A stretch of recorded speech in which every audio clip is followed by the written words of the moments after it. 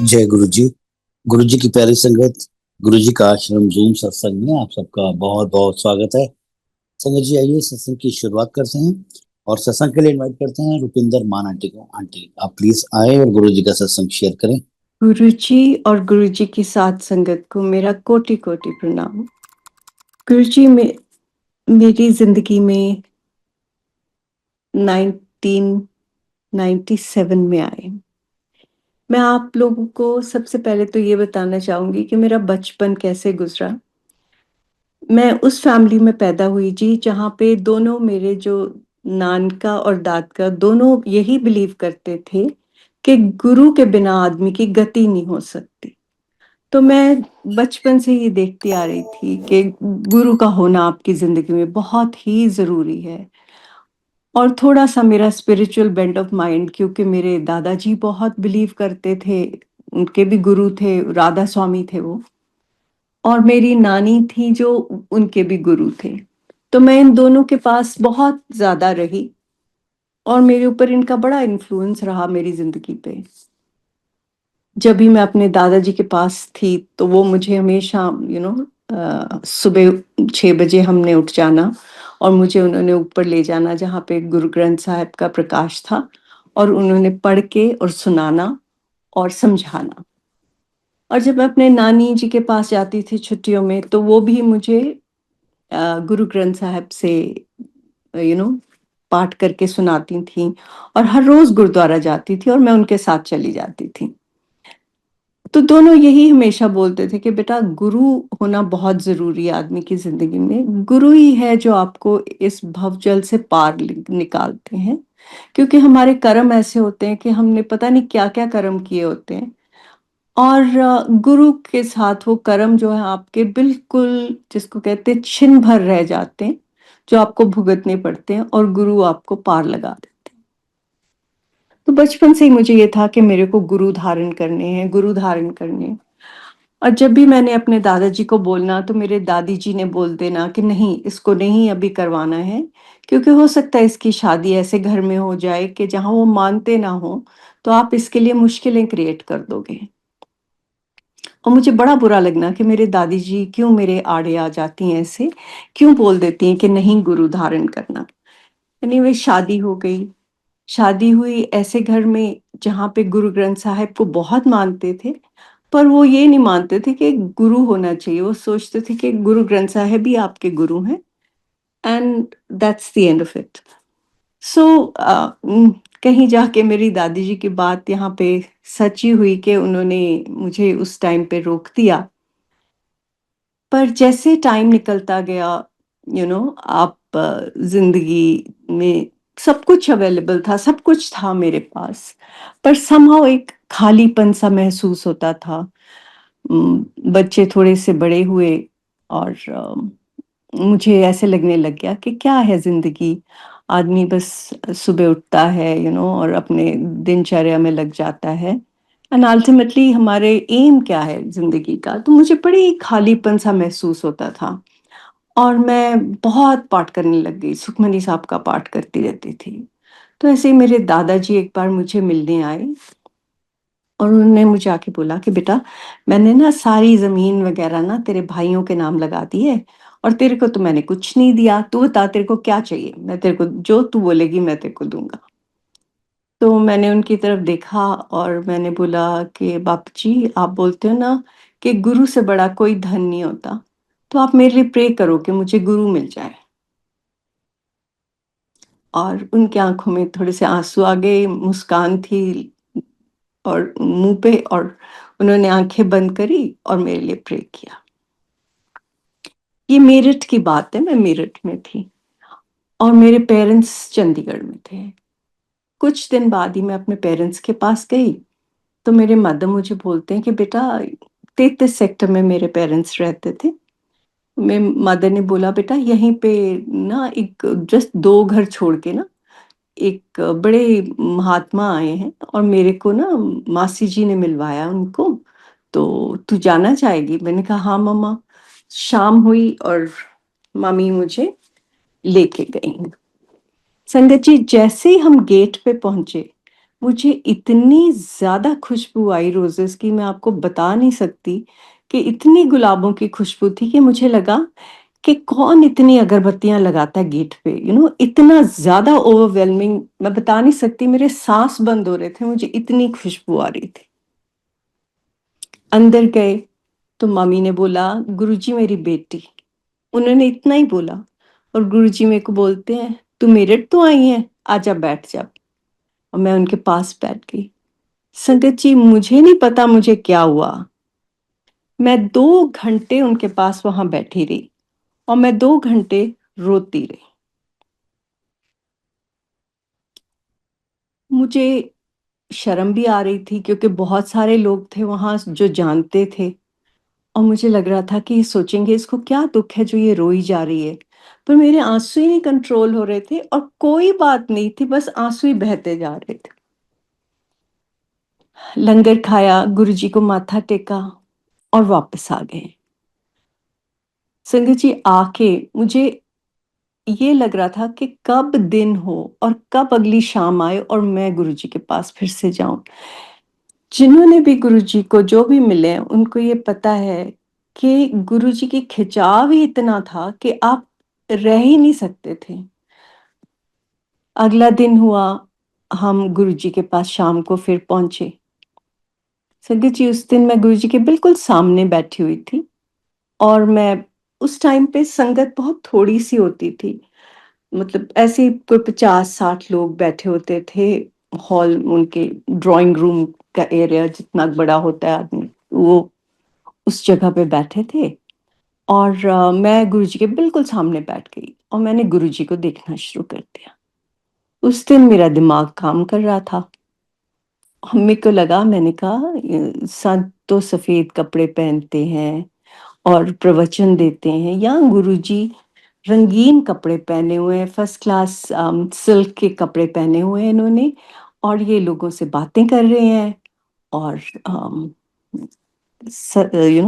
पाठ तो लगा ही होता था, कीर्तन तो हो ही रहा होता था।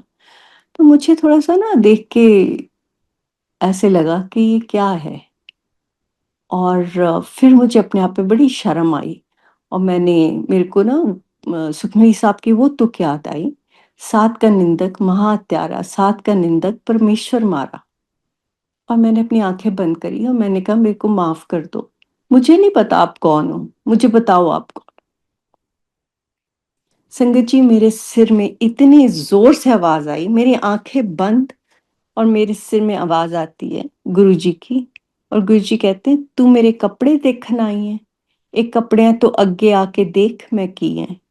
ਇਹ ਕੱਪੜੇ ਤਾਂ मैं ਉਹਨਾਂ ਲਈ ਪਾਏ ਹੈ ਜਿਨ੍ਹਾਂ ਨੂੰ मैं ਇੱਥੋं वापस भेजना है। इसका मतलब हिंदी में ये है कि तू मेरे कपड़े देखने आई है, ये कपड़े तो मैंने उन लोगों के लिए पहने हैं जिनको मैंने वहां से वापस भेजना है, यहाँ से। इन कपड़ों से आगे आके देख मैं क्या हूं। संगत जी, मैंने एकदम से अपनी आंखें खोली और मैंने गुरुजी की तरफ देखा। गुरुजी ने मेरी तरफ देख के मुस्कुराया और दूसरी तरफ देखने लग गए। ये मेरा पहला, जिसको कहते ना, मिरेकल था गुरुजी के ने मेरे को जो दिखाया।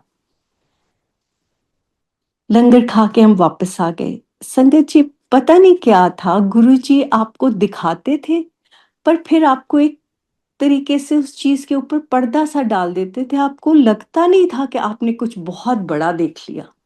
मतलब एकदम से आपके ऊपर ना जैसे एक छाया सी आ जाती थी कि आपको लगता था, हाँ ठीक है, जो हुआ बड़ा नॉर्मल था।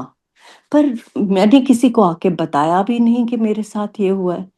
पर अगले दिन सुबह मुझे लगा कि ये क्या हुआ मेरे साथ, मेरे को तो गुरुजी की आवाज इतनी जोर से मेरे सिर में सुनाई दी।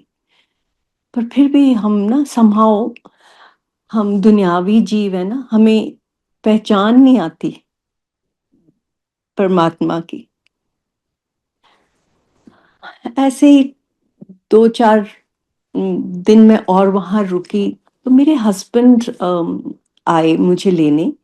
और हमको कहीं शाम को पार्टी पे जाना था, तो उन्होंने बोला कि वी विल बी गोइंग, मतलब हम बाहर जाएंगे and we have to go. तो मेरे को ये कि ओहो, ये मेरे को क्यों बोल रहे हैं जाने को, मेरे को तो गुरुजी के पास जाना है। मेरे मदर ने उनको बोला कि बेटा यहाँ ना एक गुरु महात्मा आए हैं और रूप वहाँ जाती है तो इसको बड़ा अच्छा लगता है। तो वो मेरे मामा को बोलते कि मम्मा जो 60-70 पे जाके लोग करते हैं, शी इज़ नॉट इवन 30 और आपने इसको अभी यहाँ लगा दिया है ना? तो कहते हैं बेटा मैं कौन से इसको खींच के लेके जाती हूँ, इसका मन करता है तो ये जाती है ना। तो मेरे को भी ना ही सेड कि व्हाट इज़ दिस मतलब तुम क्या कर रहे हो एंड ऑल दैट। तो एनीवे मैंने बड़े डरते-डरते शाम को बोला कि लिसन मैं ना वहाँ हम जाएँगे 2 मिनट के लिए, तुम गाड़ी में बैठे रहना और मैं फटाफट माथा टेक के ना भाग के वापस आ जाऊँगी। तो ही रिलक्टेंटली सेड ओके, मान गए। वो बिल्कुल जैसे हम गुरुद्वारे भी कभी जाते थे ना, तो ही वुड टेल मी कि तू जा, मैंने नहीं जाना। मैं बाहर खड़ा हूँ, तू चली जा अंदर। मतलब ही डिडन्ट इतना कोई उनको वो विश्वास या पता नहीं अपना ही हर एक कोई अपनी तरीके से ही परमात्मा को जानता या पहचानता है। तो मैं फटाफट गई और मैं गुरुजी के पास जब गई तो मैंने सोचा मैं फटाफट जाऊँगी, माथा टेकूँगी और भाग आऊँगी।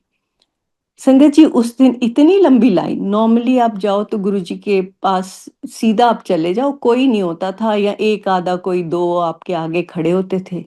उस दिन अच्छी लंबी लाइन और मुझे डर लगना शुरू हो गया। मैंने कहा अब मेरे को देर हो जाएगी और मुझे अच्छी डाँट पड़ जाएगी। एनीवेज़ मैं खड़े-खड़े ना वहाँ प्रे करने लगी। मैंने कहा गुरुजी आप ना बुला लो, लाल जी को अंदर बुला लो और you know then he won't shout at me. तो थोड़ी देर हुई और मैंने देखा पीछे मुड़ के तो ही वाज़ स्टैंडिंग इन मेरे हस्बैंड वहाँ लाइन में खड़े थे। और जैसे ही हम मैंने माथा टेका, इन्होंने भी ऐसे झुक के माथा टेका गुरुजी को ऐसे नमस्ते करके और ये बैठ गए। और मेरे को डर लगी जाए कि देर हो जाएगी। तो थोड़ी देर के बाद मैंने बोला चलें इशारे से। सो ही सेड ठीक है। मैंने माथा टेका गुरुजी को, बाहर निकल आई। बाहर आई तो मुझे कहते हैं, "तू बैठी रहती, why why did you get up so fast?" हम थोड़ी देर और बैठ सकते थे। सो उसके बाद संगत जी मैं वापस मेरठ चली गई। गुरुजी दिल्ली आ गए एम्पायर स्टेट में। तो मैं मेरठ से गुरुजी के पास आ जाती होती थी। मैंने कोई फैमिली में और था नहीं। मेरे हस्बैंड फील्ड एरिया में पोस्टेड थे, वैसे भी नहीं आते। तो many a times I would come alone. मैं अपने आप गाड़ी लेके और जैसे तैसे भी कभी टैक्सी में कभी कैसे भी मैं आ जाती थी गुरुजी के पास ऑफ एंड ऑन। जब भी संगत जी मैंने गुरुजी के पास आना, गुरुजी ने अपना मेरे को स्वरूप पकड़ा देना। कई बार तो 3-3 स्वरूप इकट्ठे पकड़ाने के एले ऐसे करके। और संगत जी मैं इतना डरती होती थी और इतनी जिसको बोलते हैं ना अकल नहीं थी बिल्कुल, या अपने गुरु की पहचान ही नहीं थी। मैं लाके सारे स्वरूप एक फाइल में लगाती जाती थी, उनको रखती जा रही थी कि मैं अगर लगाऊंगी तो मेरे मदर इन लॉ बोलेंगी ये कौन है तू की कर रही है, गुरु ग्रंथ साहब नु मनना चाहिए। सो वो बातें ना कोई मुझे सुनाए, उस कारण मैं वो सारे स्वरूप गुरु जी के वहाँ, और गुरु जी ने भी एक वो जिसको बोलते हैं ना वो पकड़ लिया कि मैं जब जाऊं मुझे पकड़ा दें। तो ऐसे ही टाइम निकलता गया संगत जी। और एक टाइम आया कि मेरे हस्बैंड जो थे लेबनान में पोस्टेड थे और मुझे वहाँ से मैसेज आया कि उनकी तबीयत बहुत ख़राब है और उनको लिवर सिरोसिस हो गया है।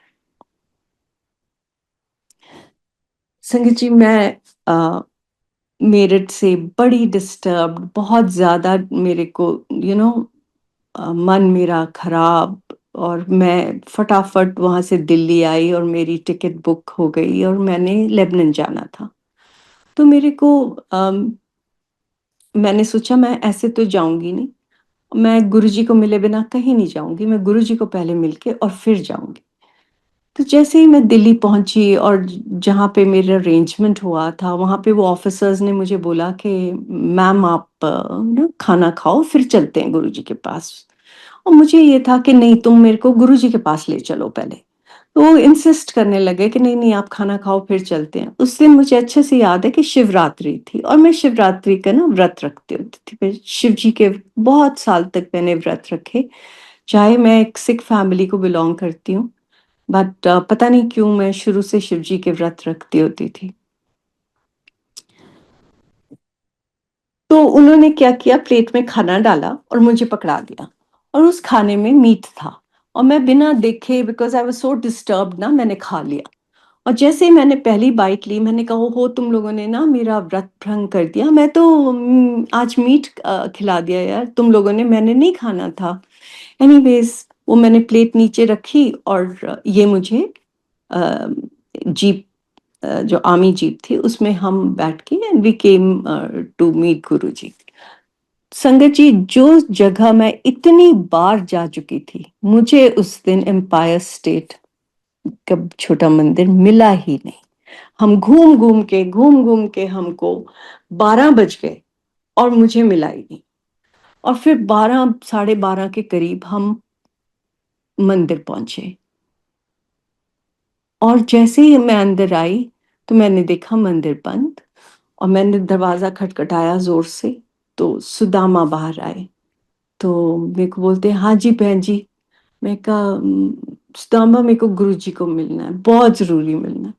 कहते बहन जी गुरु जी तो अपने समाधि में चले गए। मैंने कहा नहीं मेरे को नहीं पता, मेरे को गुरु जी को मिला। ही सेड बहन जी गुरु जी तो सब जगह है, आप यहाँ से ही माथा टेको। तो देखिए संगत जी, ये होता है अपनी ना समझ और एवोल्यूशन एवोल्यूशन की बात। मुझे लग रहा था कि मैं गुरुजी को जब तक बात नहीं बताऊंगी और गुरुजी से बात नहीं करूंगी तो मेरा कोई समाधान नहीं हो सकता। और सुदामा का देखो कह रहे हैं कि गुरुजी तो सब जगह है, पर मैं मेरा तो इतना इमोशनली मैं इतनी डिस्टर्ब्ड और मुझे इतनी समझ भी नहीं, और मतलब मेरे को कुछ पता ही नहीं। मेरे को तो यह है कि गुरुजी इज अ फिजिकल बॉडी, उनको मैं देखूंगी, उनको अपनी मुश्किलें बताऊंगी तो मेरी मुश्किलें सॉल्व हो जाएंगी। सो मैनी वेज मैंने वहीं माथा टेका और रोते रोते मैं वापस चली गई। लेबनान गई तो डॉक्टर ने मुझे बताया कि your husband has severe liver cirrhosis और इनकी जिंदगी 3 महीने से ज्यादा नहीं है, और वो भी अगर बिल्कुल चीजें ठीक रही तब। संगत जी, आप समझ सकते हो कि मेरे पे क्या गुजरी होगी, और स्पेशली जब आप बहुत यंग होते हो तो आपको कैसे लगता है, आप जिंदगी को किसी और ही नजरिए से देखते हो और चाहते हो कि जैसे मैं चाहूं वैसे ही जिंदगी होनी चाहिए। तो एनीवेज वहां से मैं इजराइल गई। वहां पे पता लगा बहुत रिनोन डॉक्टर थे जो कि लिवर का इलाज करते थे। मैं उनके पास गई, उनको मिल के आई। तो उन्होंने बोला ठीक है आप वेंसडे को ले आना। और मैंने अपने हस्बैंड को जाके बताया यूर इन लेबनान। पहले तो क्रॉस करना ही बॉर्डर बड़ा मुश्किल था बिकॉज दोनों कंट्रीज वर एट वॉर। सो जब मैं वापस गई तो मेरे हस्बैंड कहते मैं तो कहीं नहीं जा रहा। मेरे लिए ये भी बड़ी दिक्कत कि मैंने कहा ये मैं इतना पता पुता करके और इतनी I went across the border और अभी ये कह रहे हैं कि मैंने जाना ही नहीं है। तो फिर मैंने बड़ा मनाया, और मेरी सिस्टर इंग्लैंड में होती थी तो उस वहाँ पे भी एक बड़ा फेमस हॉस्पिटल है जहाँ पे बहुत ही रिनोन डॉक्टर थे, उनके साथ अरेंजमेंट कराया। मेरे हस्बैंड ने कहा ठीक है मैं इंग्लैंड चला जाऊंगा।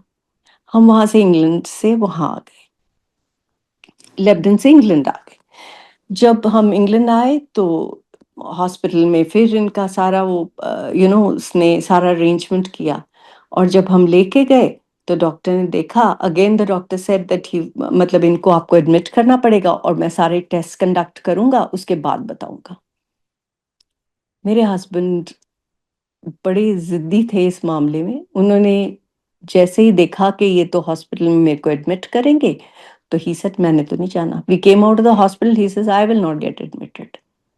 संगत जी, ऐसे तैसे करते कराते हम इंडिया वापस पहुंच गए बिना कुछ करे कराए।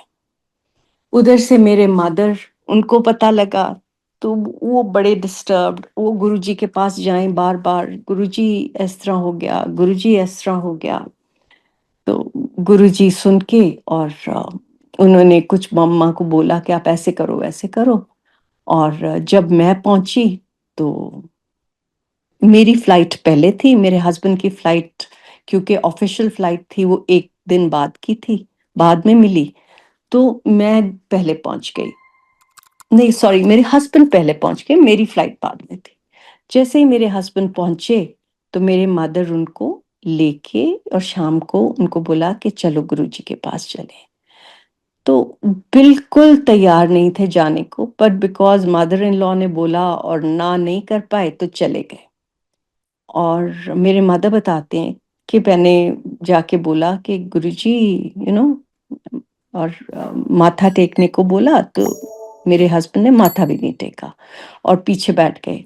और बोलते हैं कि मेरे मदर को बोलते हैं कि पंजाबी में कि ममा ਇੱਥੇ ਤਾਂ इट चुक्कियां साध मिलता है, मतलब कि हमारी कंट्री में तो अगर ईंट भी उठाओ ना तो आपको उसके नीचे से साधु मिल जाता है, ये हाल है।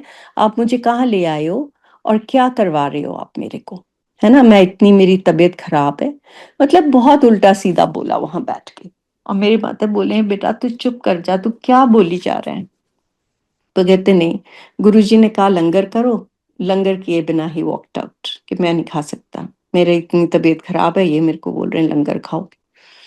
मतलब वो एटीट्यूड था, बेसिकली मैं आपको बताने की कोशिश कर रही हूँ कि ये एटीट्यूड था उनका। अगले दिन मैं पहुंची तो मैं गुरुजी के पास गई, मेरे मदर भी साथ में थे और मैं साइड में बैठ के गुरुजी के, और मैं रोई जा रही थी। मेरे मदर मेरे को बोलते हैं कि बेटा तू बोल, तू बोल। और मेरे से बोला ही ना जाए, पर मैं थोड़ा सा आगे होके मैंने गुरुजी को बोला गुरुजी ठीक कर दो, मैंने बस इतना ही बोला गुरुजी ठीक कर दो, इससे और कुछ बोला ही नहीं गया। गुरुजी ने मुझे इतनी जोर से डांट मारी, कहते नास्तिक है, मैं की कर सकता है। मैं एकदम से डर के पीछे होके बैठ गई। मेरे मदर कहते हैं गुरुजी ओ नास्तिक है, ये तो नहीं ना। और गुरुजी ने मेरी तरफ देखा और मेरे को रोते देखा और मुझे कहते इधर आ। जैसे मैं उनके पास गई उन्होंने मुझे कुछ बताया कि ऐसे कर वैसे कर, और मैंने सुना और मैं आके और मैंने वही किया जो उन्होंने बोला था। और संगत जी जो कि SGOT SGPT टेस्ट होते हैं जिससे आपको वो प्रोटीन्स रिलीज होती हैं जब आपका लिवर डैमेज होता है, वो इतना हाई था कि अनबिलीवेबली हाई। वो रेंज में होना चाहिए 30s 40s 50s की रेंज में होना चाहिए, और मेरे हस्बैंड का था 300 एंड समथिंग, इतना हाई। जैसे ही वो गुरुजी की बात मैंने करी तो उनका जो SGOT SGPT है वो लेवल्स नीचे आने 100 समथिंग पे आने शुरू हो गए। मैं संगत जी हर रोज गुरुजी के पास जाती थी, हर रोज शाम को मैं चली जाती थी, बिकॉज वी वर इन दिल्ली, उस टाइम हम दिल्ली में ही थे उनके, यू नो। तो हुआ क्या कि एक दिन मैं ऐसे ही गुरुजी के पास से शाम, एक चीज मैं और आपको बताना चाहूंगी संगत जी, जब भी आप गुरुजी के पास जाते थे ना, आप अंदर से खुद ब खुद बदलना शुरू हो जाते थे। कहते ना कोई प्रवचन, कोई चीज की जरूरत नहीं होती, अगर आपको सच्चा गुरु मिल जाए ना तो उसकी वाइब्रेशन से ही आप बदल जाते। सबसे पहले तो मेरे अंदर से डर गया, जो मैं हमेशा डरी रहती थी कि कुछ हो गया तो क्या होगा, वो मेरे अंदर से डर गया। फिर मेरे अंदर इतना पीस आ गया कि मुझे लगा कि नहीं, सब कुछ गुरुजी के हाथ है, सब कुछ जैसे वो चाहेंगे वैसे होगा। फिर आपके अंदर से द्वेष जाता है, आपके अंदर से जो कई बार आप दूसरों को देखते हो और आपके मन में आता है कि ये ऐसा होना चाहिए, ये वैसे हैं, ये यू स्टार्ट जजिंग अदर्स, वो आपकी जजमेंट जो है वो चली जाती है। तो आस्ते आस्ते गुरुजी आपको आपके अंदर की जितनी बुराइयां हैं उनको साफ करना शुरू कर देते हैं। और आप जिसको कहते हैं ना, आपके अंदर प्योरिटी और मन आपका सच्चा सुच्चा होना शुरू हो जाता है उनके प्रेजेंस में। आप कुछ नहीं करते हो, आप वही हो, पर ये आपके गुरु की मेहर है कि आपके अंदर वो चेंजेस आनी शुरू हो जाते। तो ऐसी संगत जी, एक दिन मैं गुरु जी के पास से शाम को गई और मैं जाके सो गई। हम टेंट में थे वहां पे, दिल्ली में, इन द आर्मी एरिया। और वहां पे मेरे को सोते सोते मेरे को ऐसे लगा जैसे किसी ने टेंट का फ्लैप जोर से हवा से उड़ा होता है, और मैं डर के उठ के बैठ गई। और मैंने आंखें बंद करके और सुखमनी साहब का पाठ शुरू कर दिया। तो जैसे ही मैंने पाठ शुरू किया, जहां पे अपने ये थर्ड आई एरिया बोलते हैं ना जी, जहाँ माथे के राइट सेंटर में, वहां पे मुझे ऐसे लगा जैसे मेरे एक अपर्चर सा खुलता है, जैसे पुराने कैमरा के अंदर अगर आप देखते थे तो एक विंडो सी खुलती थी, ऐसे खुला। और वहां गुरुजी बैठे हुए हैं लाल चोले में। और मुझे गुरुजी यही लाल चोले वाली बहुत सारे अपने स्वरूप उन्होंने मुझे दिए थे, और वहां बैठे हुए। और मेरे को कह रहे उठ जा, हुन सुत्ती पई है ना। एंड क्लियरली संगत जी, क्लियरली जैसे आपके सामने कोई खड़ा है ना, ऐसे मुझे गुरुजी वहां दिखे। मैं कहते सुत्ती पई है, हुन उठ जा, हुन मैं उन्हें ठीक करना है। और संगत जी, उसके बाद मुझे ऐसी स्मेल्स आनी शुरू हो गई जैसे ऑपरेशन थिएटर में आती हैं। और थोड़ी देर के बाद वो विंडो सी बंद हो गई, और मैं डरी हुई बस अपना पाठ करी जा रही हूँ। और ऐसे लगा जैसे कुछ हवा सी बाहर जाती है, फ्लैप सा हिलता है टेंट का और बाहर चली जाती है। मैं पाठ करते करते, और पता नहीं कब मैं लेट गई और मैं सो गई। मैं सुबह उठी हूँ, और मुझे फिर थोड़ी देर के बाद सारा कुछ मुझे वापस आया कि गुरुजी आए थे रात को और ब्लेस करके गए हैं लाल जी को, और लाल जी को ठीक करके गए।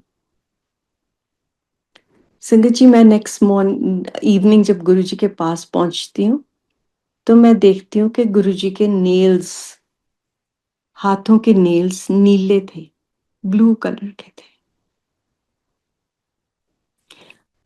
और जैसे ही मैंने गुरुजी को माथा टेका, तो गुरुजी मेरे को बोलते हैं, फिर करता ना कल्याण। संगत जी, उस दिन मुझे समझ आया कि मैंने क्या मांगा है। मैंने अपनी प्रॉब्लम अपने गुरु पे डाल के और उनसे मांगा है, और उन्होंने मुझे दिया है। संगत जी, उस दिन खड़े होके मैंने उनको बोला कि मैं आज के बाद आपसे कुछ नहीं मांगूंगी। आपने मेरे ऊपर इतनी मेहर करी है, और आपने अपने आप के ऊपर दुख लेके और मुझ पे मेहर करी।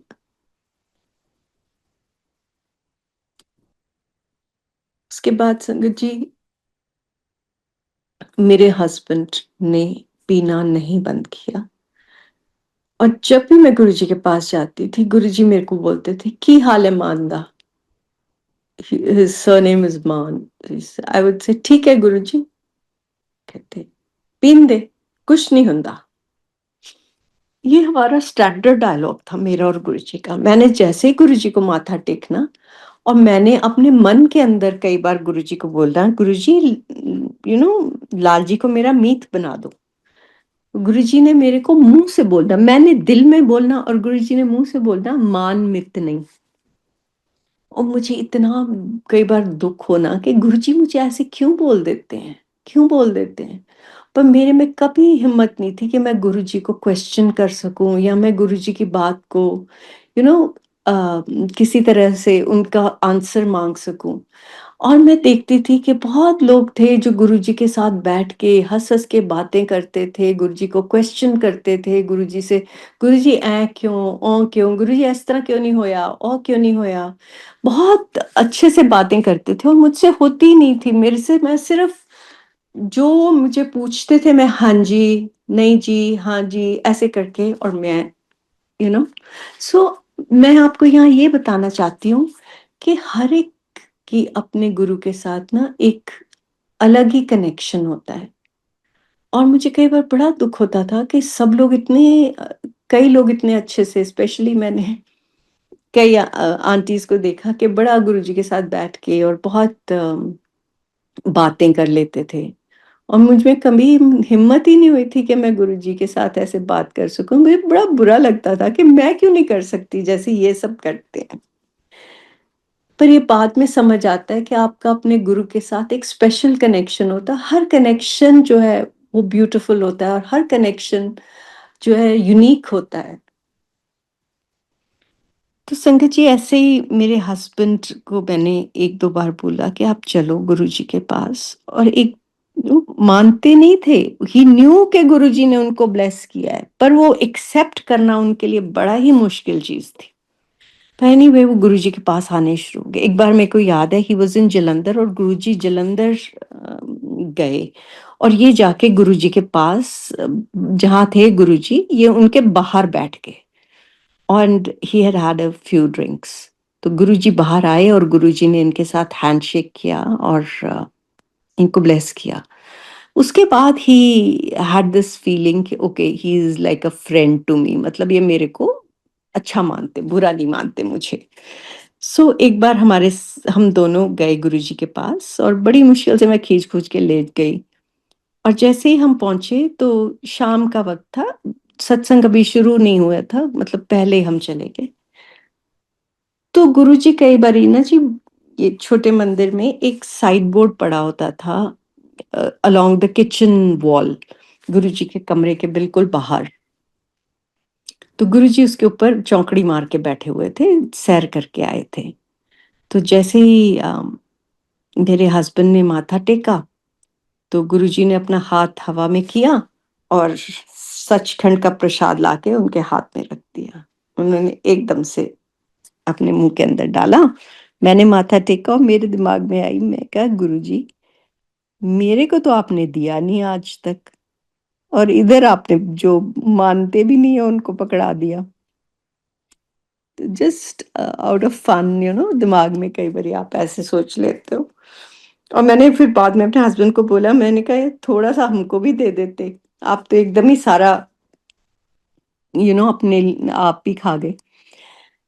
सो what I am trying to tell you is कि गुरुजी की ब्लेसिंग्स ऐसे हैं जैसे आप बारिश में खड़े हो, चाहे आपके कोई भी कर्म है, आप उनको मानो ना मानो, अगर उन वो वर्षा आप पे होनी है ना तो वो हो ही जानी है।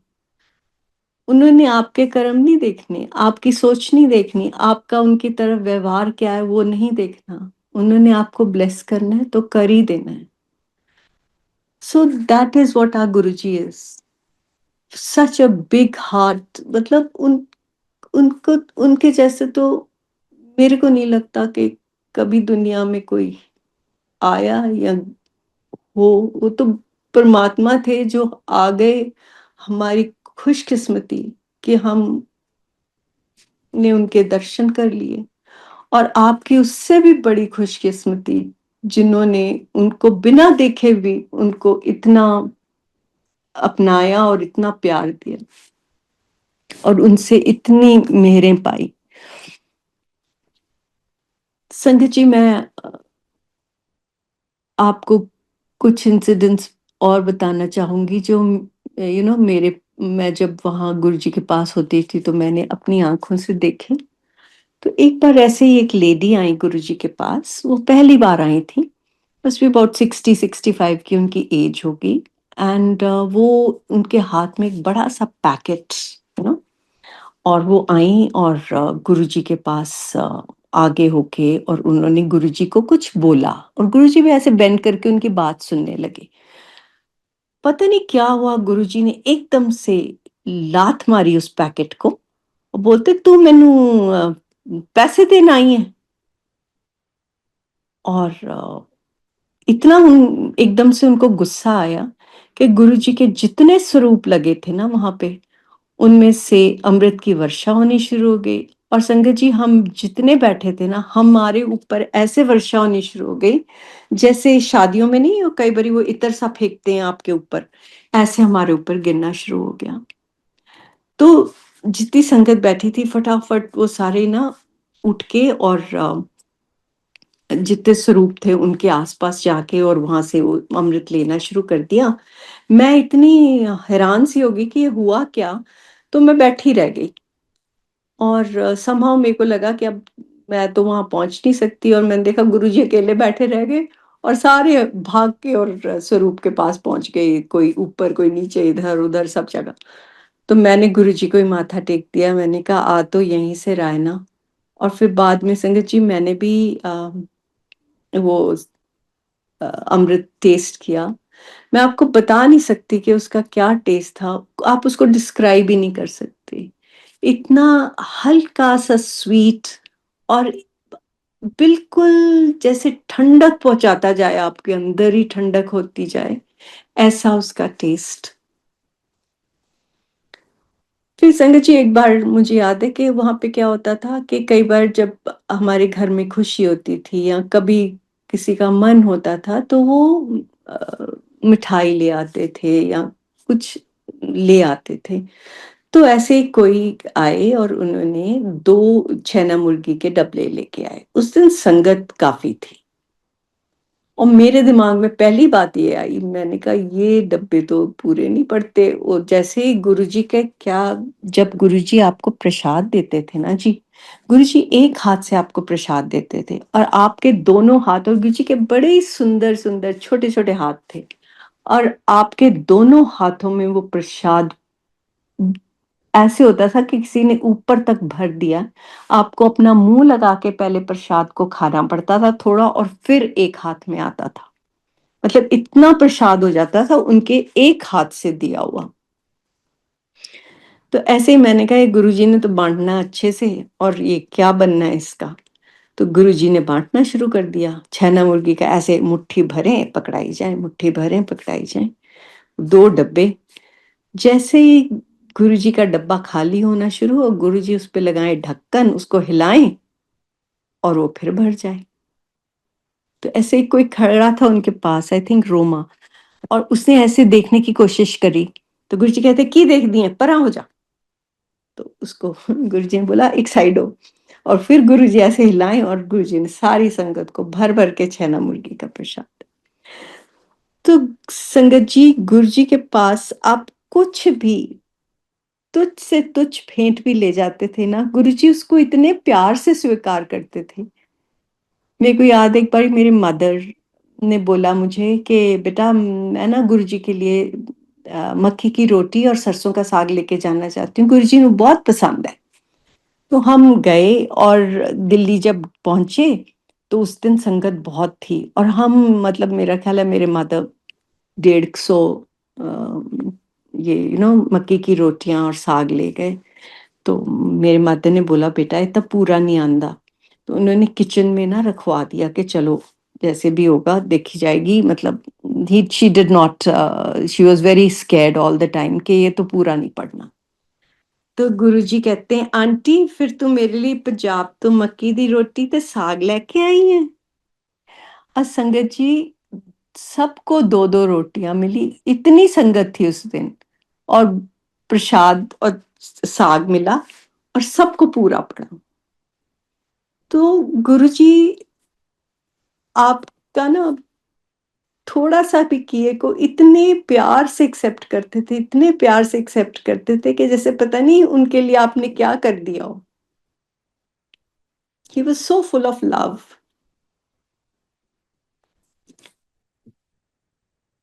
ऐसी संगत जी एक बार ना मैं गुरुजी के कंधे दबा रही थी और मैं गुरुजी की पीछे खड़ी हो गई जाके गुरुजी के सिंहासन के, और मेरे को इतनी ज्यादा वाइब्रेशन फील हुई कि मुझे लग रहा था जैसे धरती हिल रही है। और गुरुजी ने मेरे पीछे मुड़ के देखा, मैंने कहते अगे आ जा, उत्थे ना खड़ी हो। उनको पता था कि मैं उनकी वाइब्रेशन नहीं ले पाऊंगी। वे कहते आगे आ जा, वहां मत खड़ी हो। और मेरे को ऐसे लग रहा था जैसे मेरे पाँव के नीचे जैसे अर्थक्वेक आ रहा है, इतना हिल रहा था मेरे नीचे और वाइब्रेशंस, गुरुजी की इतनी स्ट्रॉन्ग वाइब्रेशंस मुझे उस दिन फील हुई। ऐसी संगत जी मैं ना अपने जितने मेरे कोलीग्स थे, I was working in a school, तो मैं जितने भी थे उनको बहुत गुरुजी के बारे में बताती रहती थी कि गुरुजी ऐसे हैं, गुरुजी ऐसे हैं। तो मुझे ऐसे ही जब मैं एक दिन बात कर रही थी तो बहुत फ्रेग्रेंस आनी शुरू हो गई और उन सबको बड़ी फ्रेग्रेंस आई। तो उन सब ने बोला कि मैम हमको भी गुरुजी के पास लेके चलो। तो आई सेड ऑल राइट। सो अगले सैटरडे को हम 2 वैन्स लेके and we came to Guruji. तो जब गुरुजी के पास पहुंचे, अभी मैं अंदर जैसे मैंने माथा टेका, कहते अच्छा आज ट्रक पर के ले आई। तो देखो आप कि जानी जानते उनको क्या नहीं पता था। और उनमें से एक लड़की ऐसी थी कि जिसको बहुत दुख तकलीफें थी, मतलब उसके इन लॉज की फैमिली में उसको बहुत बुरी तरह से ट्रीट किया जाता था। तो वो बड़ा ही हमेशा दुखी रहती थी। And I told her, I said तू गुरुजी से बोल, गुरुजी से मांग, नो, गुरुजी को जाके बताना अपनी दुख तकलीफ। तो जैसे ही वो पहुंची गुरुजी के पास तो उसने माथा टेका और वो तो ऐसे ट्रांस में चली गई, बैठी रही चुप करके। जब लंगर का टाइम हुआ और बाहर आए तो मैंने कहा Vipin, why are you not telling Guruji, you tell Guruji, बताओ गुरुजी को। कहती मैम मुझे तो गुरुजी दिख ही नहीं रहे वहां, मुझे तो वहां साईं बाबा बैठे हुए दिख रहे हैं। और वो बाबा की भक्त थी। तो आप देखो कि गुरुजी आपको उस फॉर्म में दर्शन दे देते थे जिसमें आप बिलीव करते थे। और गुरुजी ने उसको बोला मंग की मंग दिए, और उसने बोला कुछ नहीं।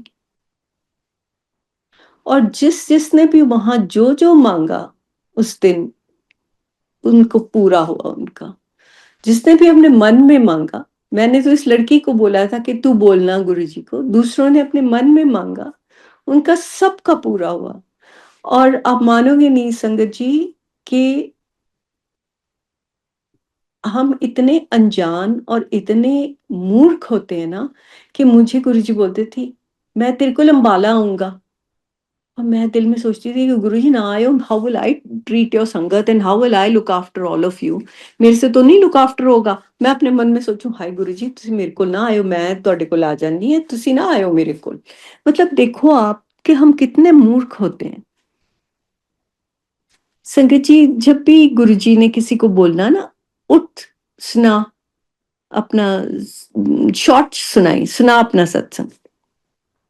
और मुझे हमेशा यही डर बैठा रहना कि गुरुजी कहीं मुझे ना बोल दें, मुझे खड़ा होके बोलना पड़ेगा, मुझे तो बोलना ही नहीं आएगा। ऐसे गुरुजी के कई बारी लोगों ने आके दंडवत प्रणाम करना और मुझे लगना कि ये क्यों करते हैं ऐसे। मतलब ठीक है, गुरुजी को हम बहुत प्यार करते हैं, गुरुजी की बहुत इज्जत करते हैं, पर ये दुनिया को दिखाना जरूरी है कि आप ऐसे कर रहे हो। क्योंकि संगत जी आपको समझ नहीं होती तो आप दूसरों को ऐसे जज करते हो। और एक टाइम आया कि मैं गुरुजी को दंडवत प्रणाम करती होती थी और मैं प्रे करती थी कि गुरुजी प्लीज मैनू भी बोलो ना कि मैं थोड़ा सत्संग करा। और ऐसे गुरुजी ने फिर मेरे को एक दिन बोला उठ, शॉर्ट सुनाई 10। सो संगत जी गुरुजी आपकी ना छोटी से छोटी इच्छा भी पूरी करते हैं। इतनी इतनी मेहरें हुई हैं गुरुजी की, इतनी मेहरें हुई हैं कि मैं आपको बता नहीं सकती। गुरुजी आपका हाथ पकड़ लेते हैं ना तो छोड़ते नहीं है। आप चाहे कभी उनसे दूर हो जाओ, वो आपको अपने से दूर कभी नहीं होने देते। ऐसे संगत जी एक बार जब गुरुजी अपना चोला छोड़ने वाले थे तो उस से एक सैटरडे पहले मैं गुरुजी के पास गई। और संगत जी जैसे ही मैं अंदर पहुंची उस दिन मेरे को पता नहीं क्या हुआ, मेरा नॉर्मली दिल होता था मैं गुरुजी के पास जाके बैठूं।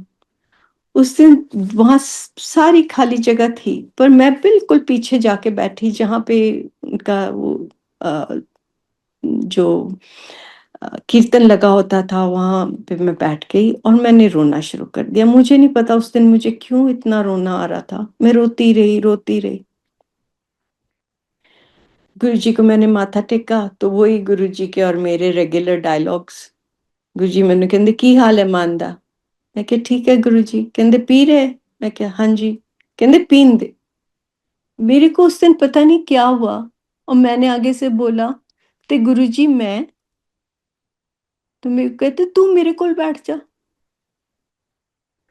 और संगत जी उस दिन गुरुजी ने सबको ना, नॉर्मली गुरुजी ऐसे हाथ से बोलते थे चलो उठो जाओ, चलो उठो जाओ, और हम सब अपनी नजरें ना इधर उधर करते रहते थे कि गुरुजी हमको ना ही देखें और हमें ना ही जाना पड़े यहाँ से। पर गुरुजी संभव आपको जब उठाना होता था उठा ही देते थे। उस दिन गुरुजी ने मुझे नहीं बोला कि तू जा। मैं बैठी रही वहां पे, बहुत थोड़ी संगत रह गई, पता नहीं 4 5 6 लोग हम रह गए। और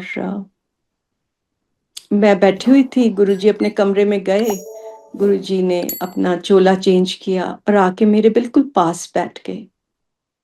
और उस दिन गुरुजी थोड़े से एक पेंसिव मूड में थे, जिसको बोलते हैं ना, थोड़े से चुप थे उस दिन। और मेरे को अभी तक याद है कि अपनी दोनों उन्होंने टांगे आगे करी हुई थी लंबी, और पाँव हिला रहे थे। और समवेयर अराउंड 1:32 मेरे को कहते हैं अच्छा हुन तू जा।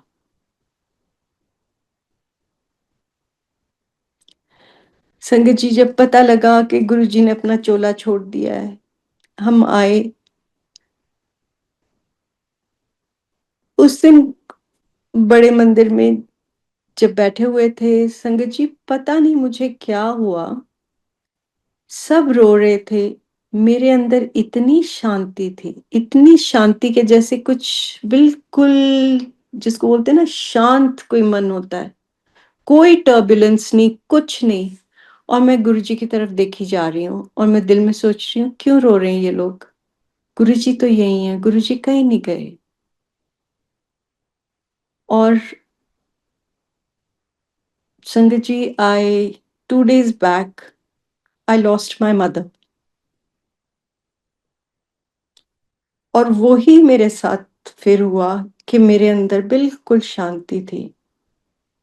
और I really love my mother, पर मेरे को बिल्कुल मन में डिस्टर्बेंस नहीं थी। मुझे ये था कि my mother has gone to Guruji. तो संगत जी, ये गुरुजी हैं जो आपके अंदर, जो ऐसे आपको इतनी मुश्किलों के बीच में भी निकाल के और आपको एकदम शांत मन से ले जाते हैं। आप बहुत बहुत बहुत भाग्यशाली हैं कि आपको गुरुजी मिले और गुरुजी की मेहर है आप पे।